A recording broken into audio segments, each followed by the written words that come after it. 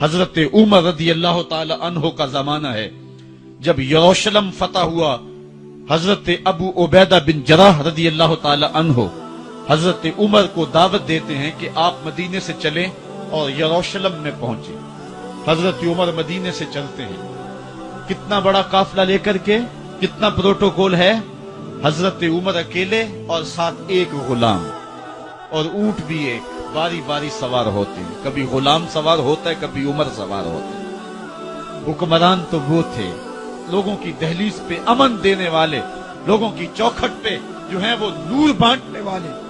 آج کے حکمرانوں نے تمہیں رمضان المبارک کے اندر لوڈ شیڈنگ کا پیکج دیا ہے، اور آج بچے بھی تڑپ رہے ہیں اور جوان بھی سسک رہے ہیں، اور ماہ سیام میں جن اذیتوں میں قوم کو مبتلا کر دیا ہے وہ کسی سے مخفی نہیں ہے۔ اور تمہیں میں حضرت عمر کی کہانی سناؤں۔ حضرت عمر جن کو تخت حکومت پہ بیٹھتے تھے، اور ان کا تخت کو سونے زبرجد کا نہیں تھا، مسجد نبوی کی چٹائی تھی، اور سارا دن وہاں بیٹھ کے لوگوں کی باتیں سنتے، اور جب رات کے اندھیرے گہرے ہوتے عمر بھیس بدل کے مدینے کی گلیوں کا گشت کرتے۔ کہا تمہارے گھر سے دھواں نکل رہا ہے اور بچے رو رہے ہیں، ان کو کھانا کیوں نہیں دیتے؟ کہنے لگی عمر کی جان کو رو رہی۔ عمر کے پاؤں تلے سے زمین نکل گئی۔ کہا کیا ہوا؟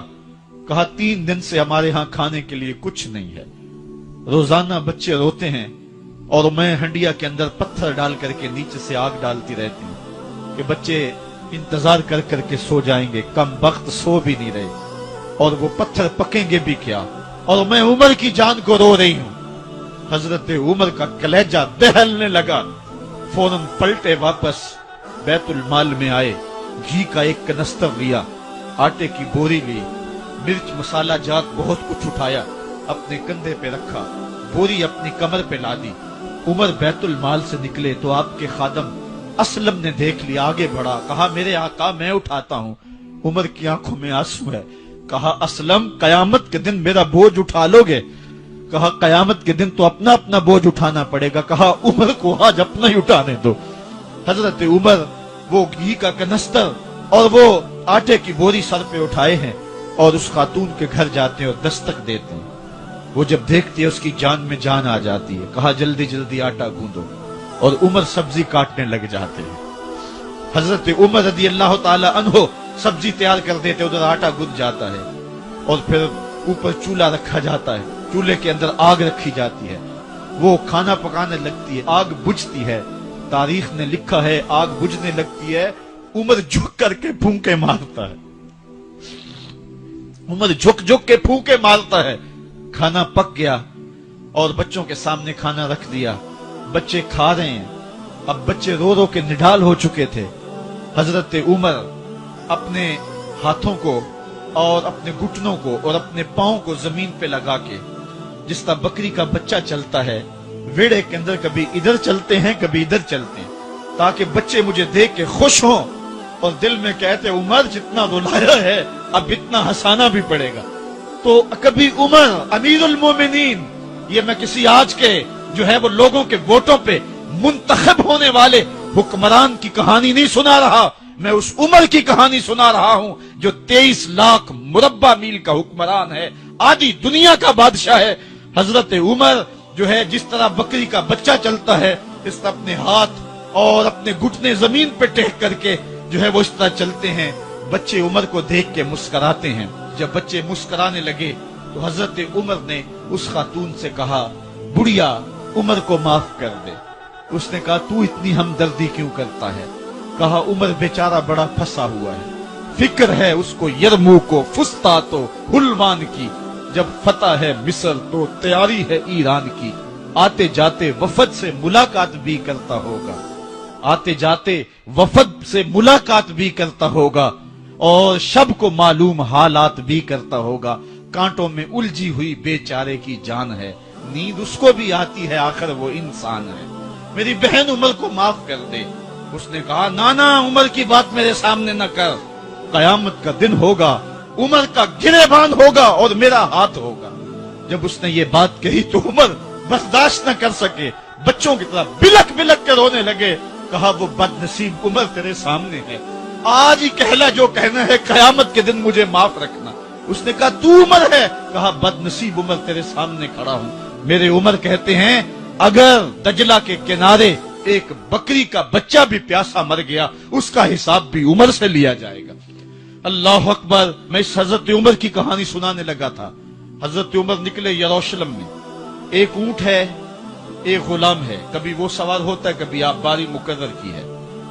جب قریب پہنچے یروشلم کے تو عمر کی باری نکیل پکڑنے کی اور غلام کی باری اوپر سوار ہونے کی آ گئی۔ غلام نے کہا آقا میں مرضی سے اپنی باری چھوڑتا ہوں، آپ آ جائیں، دشمنوں کے مفتوحہ علاقے میں آ رہے ہیں، تازہ تازہ علاقہ فتح ہوا ہے، اسلام کی شان و شوکت ظاہر ہو۔ عمر نے کہا اسلام کی شان و شوکت ایسے ظاہر نہیں ہوتی ہے، اپنی باری پہ تم بیٹھو گے، اپنی باری پہ میں بیٹھوں گا۔ لوگ منتظر کھڑے ہیں۔ دور سے جب دیکھا کہا اس کی ہیبت سے کانپتے تھے ہم، یہ تو کوئی حبشی لگتا ہے، رنگ کالا ہے، ہونٹ موٹے ہیں، اس سے تو زیادہ حسین اس کا غلام ہے جو آگے آگے چل رہا ہے۔ حضرت ابو عبیدہ نے کہا دھوکہ کھا رہے ہو، ہمارا آقا وہ نہیں ہے جو اونٹنی کے اوپر سوار ہے، ہمارا آقا وہ ہے جو لگام تھامے آگے آگے چل رہا ہے۔ حضرت عمر رضی اللہ تعالیٰ عنہ کو آگے بڑھ کے جابیہ کے مقام پہ حضرت ابو عبیدہ بن جراح نے استقبال کیا۔ حضرت عمر آگے بڑھے اور انہوں نے آگے بڑھ کر کے حضرت ابو عبیدہ کے دونوں کندھوں پہ ہاتھ رکھا، اور سنو حضرت عمر نے کیا کہا لا الہ الا اللہ انا کنا اذل قوم فاعزنا اللہ بالاسلام۔ کہا کہ لا الہ الا اللہ، اے ابو عبیدہ بن جراح ہم ایک ذلیل قوم تھے اور اللہ نے ہمیں اسلام کی وجہ سے عزت عطا کی ہے، اور میں تمہیں ایک تاریخ ساز بات کہنے لگا ہوں، اور وہ یہ ہے کہ جب تک ہم اس عزت والے اسلام کے دامن کو تھامے رہیں گے ہماری عزت قائم رہے گی، اور جب اسلام کے علاوہ کسی اور جگہ سے عزت ڈھونڈیں گے تو رسوا کر کے رکھ دیے جائیں گے۔ یہ ہے وہ خلاصہ جو حضرت عمر نے امتوں کے عروج و زوال کا بیان کیا ہے۔ اس امت کو جو خیرات ملی ہے تخت و تاج کی، وہ پینٹاگون سے نہیں ملی، وہ واشنگٹن سے نہیں ملی، وہ وائٹ ہاؤس سے نہیں ملی، وہ محمد عربی کے جوڑوں کا صدقہ ملی ہے۔ اس لیے جب ہم نے اسلام سے انحراف کیا، پاکستان حاصل کیا گیا تھا۔ پاکستان کا مطلب کیا؟ لا الہ الا اللہ۔ ہم نے اس نعرے کو چھوڑ دیا ہوا ہے، ہم نے انحراف کر دیا ہے۔ آج ہماری نظریں مغرب کی طرف لگی ہے کہ تخت و تاج اس سے نصیب ہوتے ہیں، اور دنیا کے اوپر ہم رسوا ہو کے رہ گئے۔ ہماری پستی، ہماری زبوحالی، ہماری ذلت کا سبب یہ ہے کہ جس جگہ سے ہمیں عزت ملی تھی ہم نے وہ مرکز ہی چھوڑ دیا ہے۔ اس مرکز حیات کو، اس مرکز زندگی کو، اس مرکز عزت کو ہم نے چھوڑ دیا ہے، اور دنیا کے اوپر ہم رسوا ہو رہے ہیں۔ انہی حضرت عمر کی کہانی ہے۔ وادی تہامہ سے گزر رہے تھے کہ بچوں کی طرح بلک بلک کے رونے لگے۔ کہا عمر جوان آدمی ہو اور بچوں کی طرح بلک کے رو رہے ہو؟ کہا تم نہیں جانتے، مجھے بچپن کی کہانی یاد آ گئی۔ کہا کیا کہانی ہے؟ کہا یہی عرض تہامہ تھی، میرے باپ خطاب نے مجھے 5 اونٹ دیے تھے، کہا انہیں لائن میں کھڑا کرو سیدھا۔ میں آگے والا سیدھا کرتا تھا، پیچھے والا ٹیڑھا ہو جاتا، پیچھے والا سیدھا کرتا، آگے والا ٹیڑھا ہو جاتا۔ میرے باپ خطاب نے مجھے بڑا مارا۔ کہا ایک عرب کے بیٹے ہو کہ تم سے 5 اونٹ لائن میں کھڑے نہیں ہوتے؟ کہا ایک زمانہ عمر پہ وہ تھا کہ اس سے 5 اونٹ لائن میں کھڑے نہیں ہوتے تھے، اور آج شرق سے لے کر غرب تک 23 لاکھ مربع میل کی حکمرانی اور انسان بھی لائن میں کھڑے ہیں۔ یہ محمد عربی کے جوڑوں کا صدقہ نہیں ہے تو اور کیا ہے؟ عمر سے تو 5 اونٹ لائن میں کھڑے نہیں ہوتے تھے۔ تو یہ عزتیں، یہ تخت و تاج، یہ حکومتیں ہمیں حضور کی دہلیز سے ملی۔ جب ہم نے اس دہلیز کو چھوڑ دیا تو دنیا کے اوپر رسوا ہو گئے اور ذلیل کر کے رکھ دیے گئے۔ آفاق کے ہر گوشے میں قرآن سنا کر دم لینا، اب رکنا نہیں، اب تھمنا نہیں، فردوس میں جا کر دم لینا،